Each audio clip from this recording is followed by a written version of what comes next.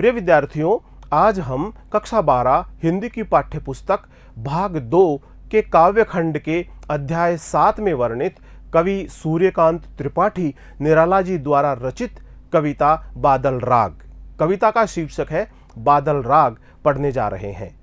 आज हम कविता बादल राग शीर्षक के रचनाकार कवि सूर्यकांत त्रिपाठी जी का जीवन परिचय, व्यक्तित्व और कृतित्व के बारे में भाग 1 वीडियो में जानकारी प्राप्त करेंगे।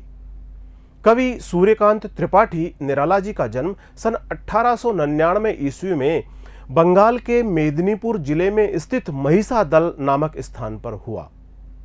नवगति नवलय ताल छंद नव नवल कंठ नव जलद मंद रव नव नभ के नव विहग वृंद को नव पर नव स्वर दे। इस प्रकार नव पर नव स्वर देने वाले, कविता को नया स्वर प्रदान करने वाले सूर्यकांत त्रिपाठी निराला जी छायावाद के आधार स्तंभ कवि माने जाते हैं। तो आइए सबसे पहले हम कवि सूर्यकांत त्रिपाठी निराला जी का परिचय प्राप्त करें। सूर्यकांत त्रिपाठी निराला जी का जन्म सन 1899 ईस्वी में हुआ। इनका जन्म सन 1899 ईस्वी में हुआ महिषादल नामक स्थान पर। यह महिषादल नामक स्थान बंगाल के मेदिनीपुर जिले में स्थित है। आपका जो पारिवारिक गांव है वह है गढ़ाकोला, जो उत्तर प्रदेश के उन्नाव जिले में स्थित है। जैसे कि जो पंक्तियां हैं, प्रसिद्ध पंक्तियां हैं कवि सूर्यकांत त्रिपाठी निराला जी की, नवगति नव लय ताल छंद नव नवल कंठ नव जलद मंद रव नव नभ के नव विहग वृंद को नव पर नव स्वर दे। नव पर नव स्वर दे, कविता को नया स्वर प्रदान करने वाले सूर्यकांत त्रिपाठी निराला छायावाद के आधार स्तंभ कवि माने जाते हैं। छायावाद के जो आधार स्तंभ कवि हैं उसमें 4 कवि प्रमुख हैं: जयशंकर प्रसाद, सूर्यकांत त्रिपाठी निराला जी, सुमित्रा नंदन पंत और कवयित्री महादेवी वर्मा।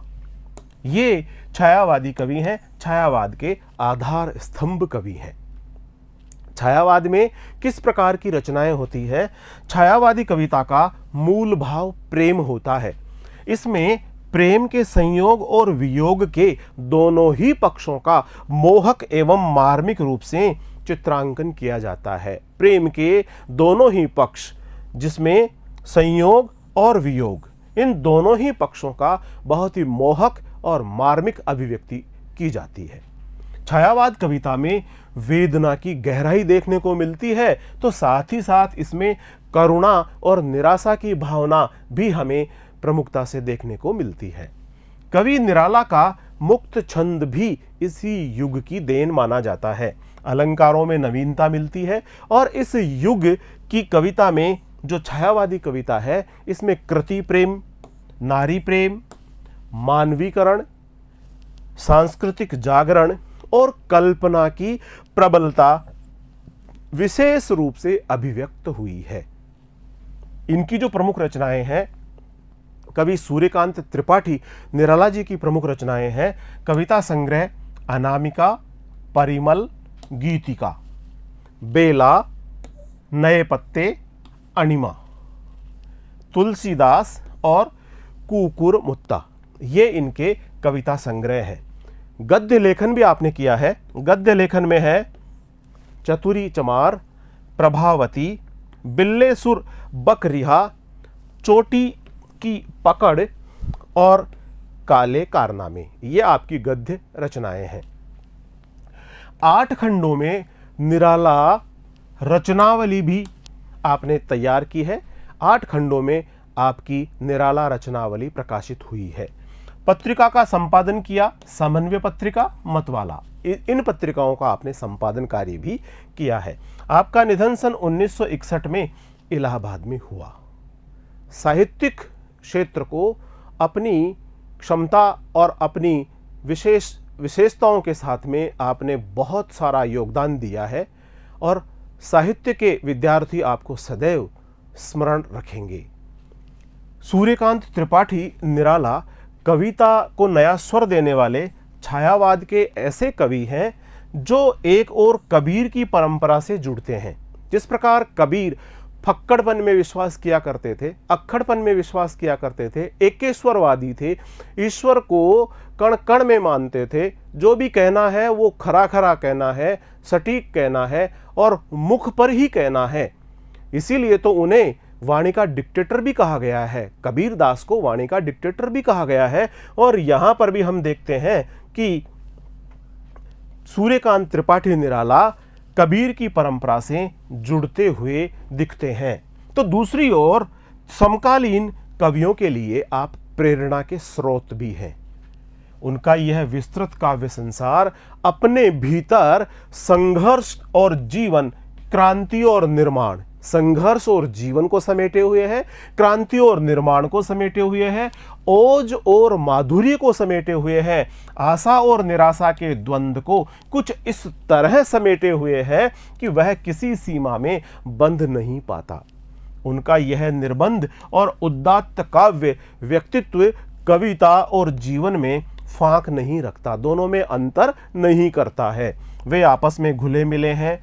उल्लास, शोक, राग, विराग, उत्थान, पतन, अंधकार, प्रकाश का सजीव कोलाज है उनकी कविता।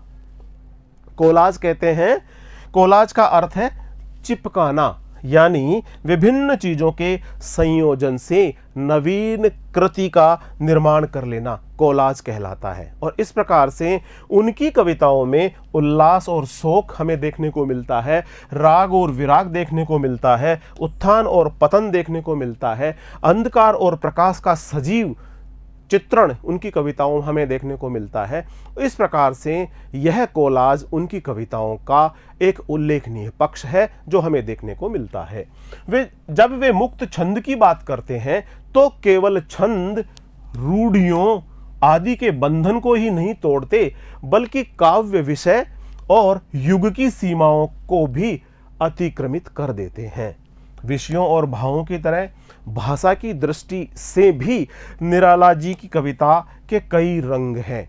एक तरफ तत्सम सामासिक पदावली और ध्वन्यात्मक बिंबों से युक्त राम की शक्ति पूजा है, तो कठिन छंद साधना का प्रतिमान तुलसीदास के रूप में भी हमें देखने को मिलता है। तो दूसरी तरफ देसी टटके शब्दों का सौंधापन लिए हुए कुकुरमुत्ता, रानी और कानी, महंगू महंगा रहा जैसी कविताएं भी उल्लेखनीय है।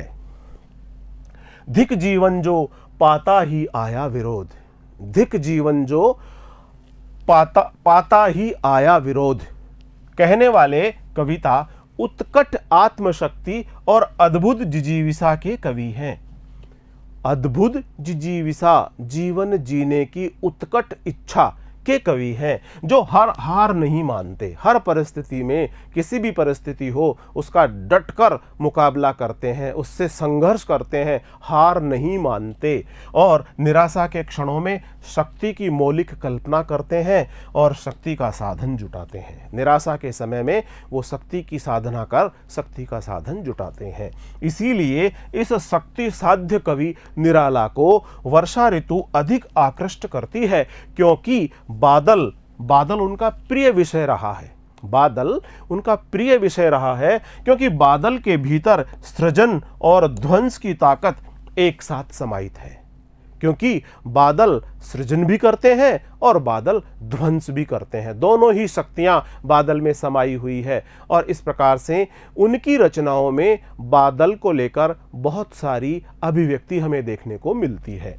बादल उन्हें बहुत प्रिय है क्योंकि स्वयं उनका व्यक्तित्व बादल के स्वभाव के बहुत करीब है। बादल किसान के लिए उल्लास और निर्माण का, तो मजदूर के संदर्भ में क्रांति और बदलाव का अग्रदूत है। किसान के लिए यह जीवन लाता है, किसान के लिए यह समृद्धि लाता है, किसान के लिए यह सुख और सुविधाएं लाता है, तो दूसरी ओर वहीं पर मजदूर के लिए यह बदलाव लाता है, सुखद बदलाव लाता है, क्रांति करता है और सुखद बदलाव लाता है। बादल राग कविता अनामिका में 6 खंडों में प्रकाशित है। यहां उसका छठा खंड लिया गया है जिसे हम पढ़ने जा रहे हैं। जिस काव्यांश को हम पढ़ने जा रहे हैं, इनकी रचना है, उसका नाम है अनामिका। इस अनामिका में 6 खंडों में बादल राग की रचना है और उसका छठा खंड आज हम पढ़ने जा रहे हैं। लघु मानव यानी एक आम आदमी, लघु मानव से आशय यहां है एक आम आदमी के दुख से त्रस्त कवि यहां बादल का आह्वान क्रांतिवीर के रूप में कर रहा है। कवि बादल का आह्वान क्रांतिवीर के रूप में कर रहा है, क्योंकि विप्लव रव से छोटे ही है शोभा पाते। विप्लव, विप्लव का आशय है क्रांति, रव, रव का आशय है शोर, स्वर।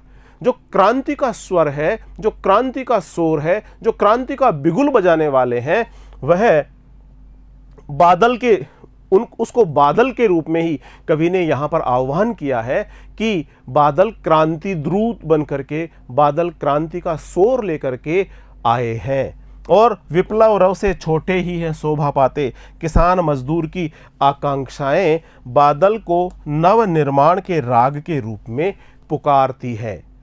बादल को मजदूर और किसान की आशाएं, आकांक्षाएं, सुखद भविष्य के सपने बादल को नव निर्माण के राग के रूप में पुकारते हैं।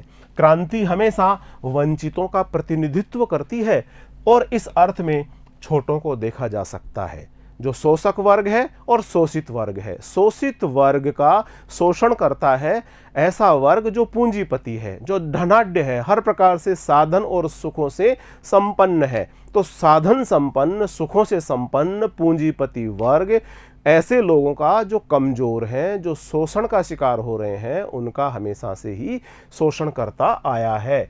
तो इस प्रकार क्रांति हमेशा वंचितों का प्रतिनिधित्व करती है और इस अर्थ में भी छोटों को देखा जा सकता है। अट्टालिका नहीं है रे में भी वंचितों की पक्षधरता की अनुगूंज हमें स्पष्ट रूप से दिखाई पड़ती है। बादलों के अंग अंग में बिजलियां समाई हुई है, बादल के अंग अंग में बिजलियां समाई है और ये बादल के अंग अंग में समाई हुई बिजलियां जब कड़कती है, जब बादल के अंदर समाई हुई ये बिजलियां अपने रौद्र रूप में आती है, वज्रपात से उनके शरीर भी आहत हो जाते हैं, तो भी ये बादल हिम्मत नहीं हारते और बार बार गिरकर फिर उठते, बार बार उठकर चुनौतियों का सामना करने लगते हैं। गगन स्पर्शी स्पर्धाधीर ये बादल, आकाश को छूने वाले, आकाश की ऊंचाइयों तक पहुंचने वाले ये बादल, स्पर्धाधीर ये बादल दरअसल वीरों का एक प्रमत्त दल दिखाई पड़ता है। क्योंकि ये विप्लव के बादल हैं, क्योंकि ये क्रांति के बादल हैं, क्योंकि ये चेतना और प्रेरणा के बादल हैं, ये बदलाव के बादल हैं, इसलिए गर्जन और तर्जन अमोघ रूप से करते हैं।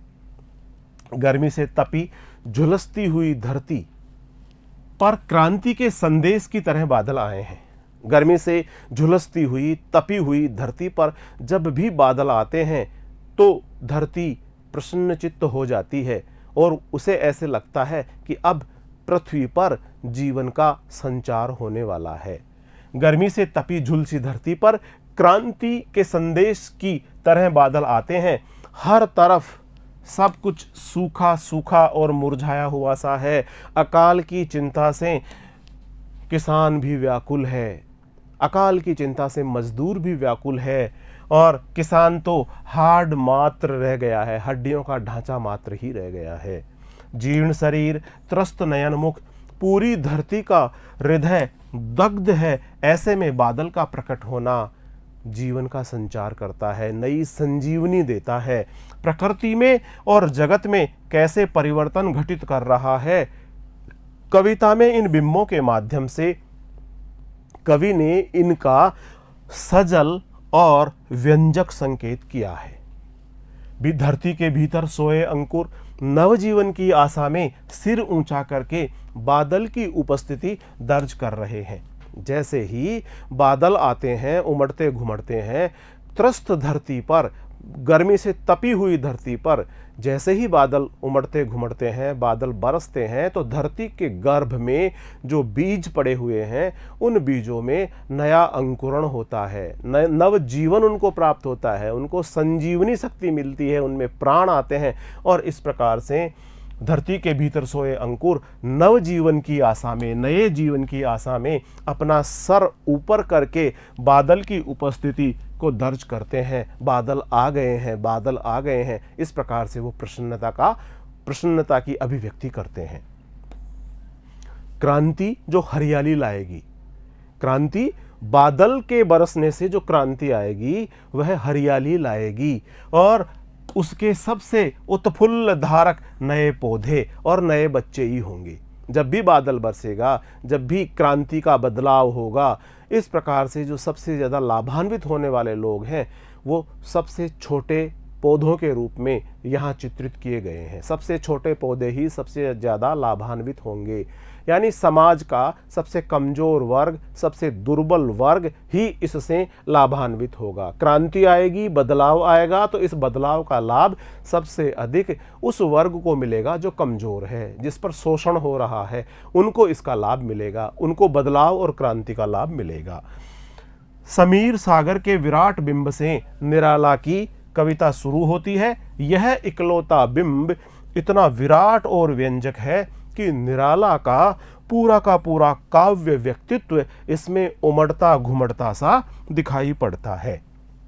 कविता बादल राग की प्रारंभिक पंक्तियों में हम देखते हैं जहां कवि ने समीर सागर, एक विराट बिंब हमारे समक्ष प्रस्तुत किया है और इस विराट बिंब को जैसे ही इन शब्दों को हम पढ़ते हैं तो निराला जी के कविता का जो ये इकलौता बिंब है ये इतना विराट और व्यंजक है कि निराला का पूरा व्यक्तित्व ही इसमें उमड़ता घुमड़ता दिखाई पड़ता है। इस तरह यह कविता लघु मानव की, प्रत्येक ऐसे मानव की जो कमज़ोर है, जो शोषण का शिकार है, ऐसे लघु मानव की खुशहाली का राग बन गई है। इसलिए बादल राग, इसीलिए इसे हम बादल राग कह रहे हैं।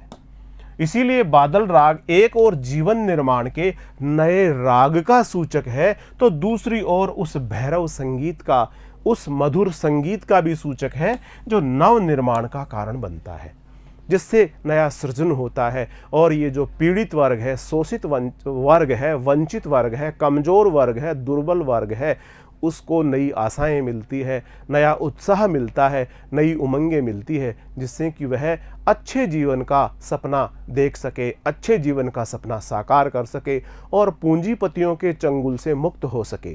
पूंजीपति जो और जिस प्रकार से अन्याय कर रहे हैं, शोषण कर रहे हैं, उन सब से मुक्ति मिल सके, किसान को भी और मजदूर को भी, शोषित वर्ग को मुक्ति मिल सके, वे सभी लोग आनंद से सुखी और समृद्ध जीवन जी सकें। इस प्रकार प्रिय विद्यार्थियों, आज हमने कवि सूर्यकांत त्रिपाठी निराला जी के व्यक्तित्व के बारे में जाना, उनके कृतित्व के बारे में जाना। कवि का परिचय हमने वीडियो के भाग 1 में प्राप्त किया है।